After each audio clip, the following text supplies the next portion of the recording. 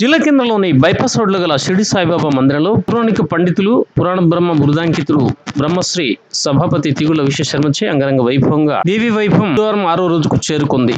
మహిషాసురవధ, విశుంభాది రాక్షస సంహారం, జగదాంబ గురించి దేవతల స్తుతి, హరిశ్చంద్రోపాఖ్యానం ఘట్టాలను వర్ణించారు. కార్యక్రమం గురించిన భక్తుల స్పందన, కుమారి పూజ, సువాసిని పూజ ఆకట్టుకుంది. కార్యక్రమంలో ఆలయ అర్చకులు వేరయ్య, సంజయ్ పండిత్, అధ్యక్షుడు డాక్టర్ సతీష్ కుమార్, లలితామాత ఆలయ ఫౌండర్ చైర్మన్ స్వరూప, సత్తయ్య, కార్యక్రమ నిర్వాహకులు మార లక్ష్మణ, రాజేశం, కైలాసం, ప్రసాదాల ప్యాకింగ్ రవిచంద్ర, కడలి రామకృష్ణారావు, తోట రామచంద్రం పాల్గొన్నారు.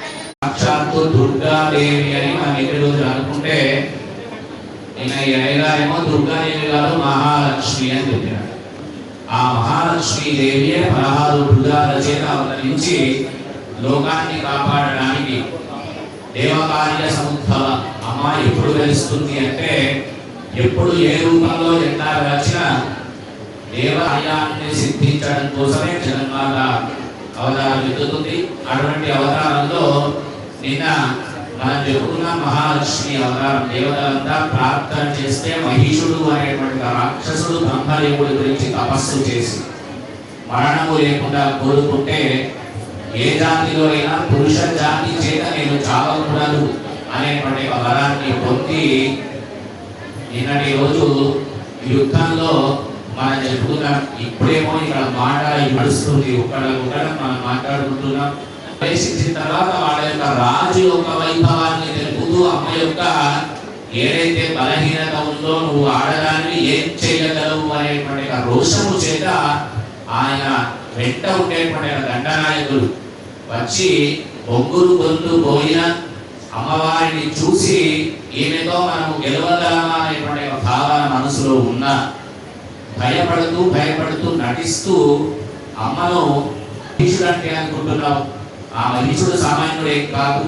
మరి నీ సంసార సుఖాలన్నీ విడిచిపెట్టి ఇంత చిన్న మృదువు చేతుల చేత ఈ యుద్ధం చేయడం నీకు అవసరమా అని చెప్పి, ఎవరు వచ్చినా నేను దూతగా మనం చెప్పుకున్నాం. యుద్ధానికి ఎవరు వచ్చినా చెప్పండి. మహిషాసురుడు నాయకుడు ఉన్నాడు, దండసేన నాయకుల్ని పంపుతూ ఉంటే వాళ్ళిద్దరు వచ్చినారు. అమ్మవారిని అట్లాగే ఇంతకుముందు ఎట్లాగైతే చెప్పినాడో అట్లాగే చెప్తూ ఉన్నారు వాళ్ళు కూడా.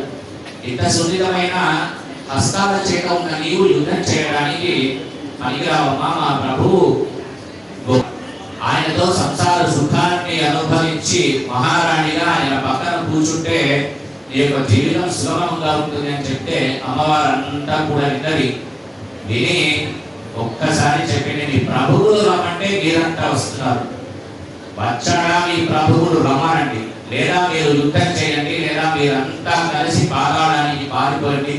మీపైన ఒక్క అడుగు కూడా లేకుండా మిమ్మల్ని సంహరించేందుకు, మీ రాజుడైన మహిషాసురుడిని సంహరించేందుకే దేవతలంతా ప్రార్థన చేస్తే నేను వచ్చినాను అని చెప్పి గంభీరంగా చెప్పగానే ఆ పలుకులు విన్నారు. వీళ్ళిద్దరు విని ఒక్కసారి గబ్బుర పడిపోయినారు.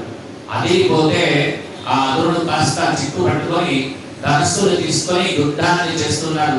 దుర్ముఖుడేమో ప్రేక్షకుడిగా ఉన్నాడు. భాస్కరుడు బాణం వేస్తే అమ్మవారు వీడి బలం ఎంత ఉందో తెలుసుకోవడానికి ఒక్కొక్క బాణం వాడు సంధిస్తే ఆ బాణానికి తగినట్టుగా జగన్మాత సంధిస్తూ ఉంటే కొంతసేపటి తర్వాత వాడు అనుకుంటున్నాడు, ఆడది కదా, ఇంతకంటే ఎక్కువ బలం ఈవిడకి ఏమీ లేదు అని తన దగ్గర ఉండే గదను, ఖడ్గాన్ని, దగ్గర ఉండేటువంటి వివిధ ఇంకా ఎన్నో ఆయుధాలన్నింటినీ పుంఖాలుగా అమ్మవారి వైపు విసురుతూ ఉంటే జగన్మాత ఆలోచన చేసింది, వీరికి యుద్ధంలో ధర్మం తెలిసిన వాడు కనుక ఇక వీటిని ఉపేక్షించకూడదు అని మహాదేవి కూడా ఒక్కసారి తన క్రోధ రూపాన్ని చూపించి తీవ్ర విశిఖాల చేత బాణాలను విడుస్తూ ఉంటే వాడేం చేసినాడు, ఒక గదను తీసుకొని అమ్మవారి వైపు విడుస్తున్నాడు.